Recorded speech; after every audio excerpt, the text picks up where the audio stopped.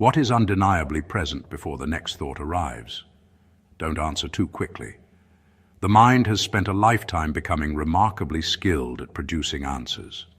For just a moment, allow yourself to become more interested in seeing than in explaining. Perhaps another thought has already appeared. That's perfectly fine. Notice that you didn't fail.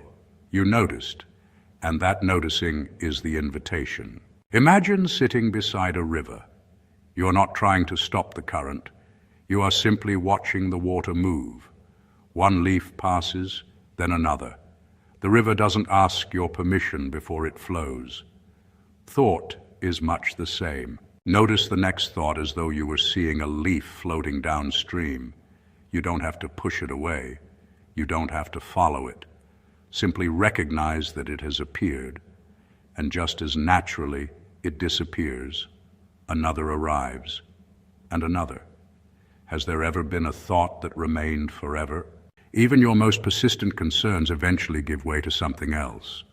Every thought announces itself, stays for a while, and then leaves. Now ask yourself something very simple. If you can notice a thought, are you the thought itself? Or is the thought something being noticed? Again, don't settle for the quickest answer. Look. If a cloud passes across the sky, the cloud is seen. The seeing is not the cloud. Likewise, if a thought is noticed, is the noticing itself another thought? Or does thought simply appear within noticing? Perhaps another question will help. Can you notice the beginning of a thought? Or do you only become aware once it is already present? Stay curious. Many of us have assumed for years that we are the author of every thought. But before deciding, let's investigate. Can you choose your next spontaneous thought before it appears? Not a thought you intentionally create. Those certainly exist. If I ask you to think of the number 3, you can do so deliberately. If I ask you to remember your childhood home, you can intentionally bring that image to mind. But what about the thoughts that simply arrive? The song that suddenly begins playing in your head? The memory that appears without invitation? The comment you wish you hadn't remembered? The random image? The unexpected worry? The forgotten face that appears while washing dishes? Did you order those? Or did they simply arrive? Notice the difference between intentional thinking and spontaneous thinking. Both may occur, but they do not feel quite the same. One is deliberate. The other seems to emerge on its own. This isn't meant to diminish the extraordinary capacities of the human mind. Quite the opposite. It is an invitation to appreciate its complexity. There is so much happening before a thought becomes conscious. Now let's explore something equally familiar. Open your ears once again. Not to any particular sound, simply to hearing itself.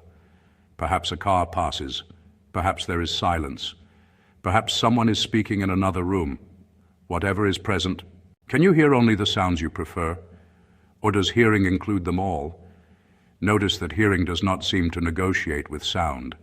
It receives a loud sound, a quiet sound, a pleasant sound, an unpleasant sound.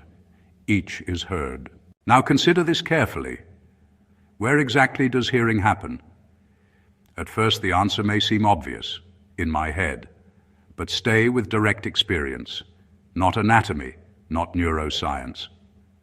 Those are important fields of knowledge, but for this inquiry, we're asking a different question. What does your experience reveal before explanation begins? Close your eyes if that feels comfortable. Listen. Can you find the exact place where hearing occurs? Not where you've been told it occurs. Where is it actually experienced? Does the sound announce, I am outside? Or is outside something added afterward by thought? Notice carefully. A bird sings, a car passes, the wind moves. Before thought labels distance, what is actually present? Only hearing. Now let's look in another direction. Open your eyes, choose an ordinary object nearby. Perhaps a cup, a chair, a tree beyond the window. Nothing special, just something simple. Look without naming it. This may sound almost impossible at first. The label appears so quickly. Cup, chair, tree. See if you can notice the instant before the label arrives. For just a brief moment, there is only color, shape, light, shadow. Then thought gently places a name upon what is seen. The name is useful. Without names, conversation would be difficult. Yet notice something extraordinary. The label is not the seeing. Seeing happened first, naming followed. This simple sequence has profound implications. How much of what we call reality is immediate experience? And how much is the beautiful, practical interpretation offered by thought? Neither is an enemy. Both have their place, but they are not identical. Now become interested in the word inside. Close your eyes again. A sensation appears in your foot, perhaps pressure, warmth, tingling. How do you know that sensation is inside your body? Don't rely on memory. Look, is inside directly experienced, or is there simply sensation? Likewise, listen to a sound. How do you know it is outside? Is outsideness heard, or is there simply hearing? This may feel subtle. There's no need to force an answer.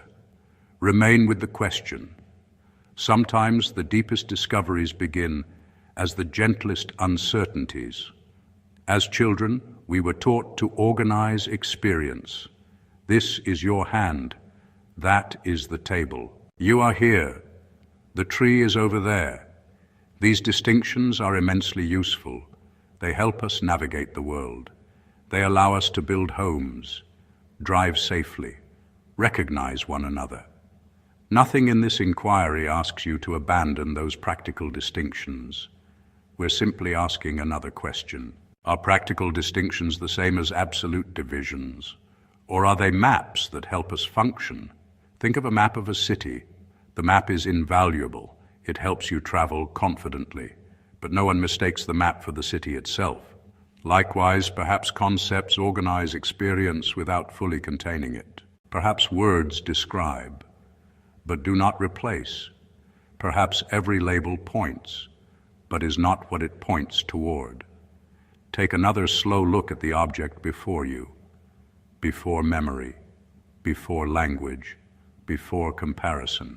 There is simply seeing, simple, immediate, effortless. Did you make seeing happen, or did it already arrive complete? Can you improve this moment of seeing, or only improve your description of it afterward? Notice how effortlessly experience unfolds. Seeing happens, hearing happens, feeling happens, thinking happens, remembering happens. Even the sense of being someone to whom all this is happening appears within experience. We'll examine that very carefully, not today as a conclusion, but as an invitation. For now, remain with this quiet possibility. Perhaps experience is far more immediate than the stories told about it, and perhaps what is most immediate has been overlooked, because the mind has become fascinated with its descriptions. Descriptions are beautiful. Descriptions are useful. But every description arrives after the living moment it describes. So, for just one more breath, set every description gently aside, not forever. In this time together, let's take a closer look at what is undeniable about our direct experience. Let's see if we can uncover what perception and sensation can teach us about our direct experience. Just for now. And notice what remains before the next description begins.